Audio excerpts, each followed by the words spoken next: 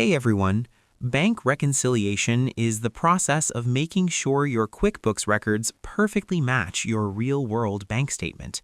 It's the ultimate safety check for your books, ensuring that no transactions are missing, duplicated, or entered with the wrong amount. Step 1. Open the reconciliation tool. We are starting with the accounting settings. In the 2026 version of QuickBooks, reconciliation is treated as a periodic maintenance task.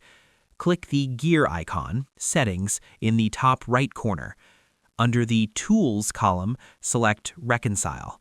Choose the specific bank or credit card account you want to reconcile from the drop-down menu. Step 2. Enter statement information. Now we move to statement alignment. You need to have your physical or digital bank statement in front of you for this part. QuickBooks should automatically pull this from your last reconciliation. Ensure it matches your statement's opening balance. Type in the ending balance exactly as it appears on your bank statement. Enter the statement end date. Click Start Reconciling. Step 3. Match transactions. We are performing the data audit.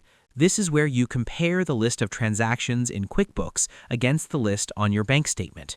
You want the difference at the top of the screen to reach $0.00. Click the circle next to each transaction that appears on your bank statement. If you have been keeping up with your bank feeds, many of these will already have a small green icon, meaning they are pre-matched. If a transaction is on your statement but not in QuickBooks, you'll need to add it manually or through the bank feed before you can finish.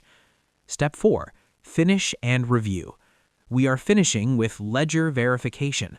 Once your records are in sync, you lock the period to prevent accidental changes. Once the difference is $0.00, click the Finish Now button in the top right corner. QuickBooks will provide a reconciliation report. Save this as a PDF or print it. It's a vital document for your tax records. I hope this helped you out, and I see you in the next one.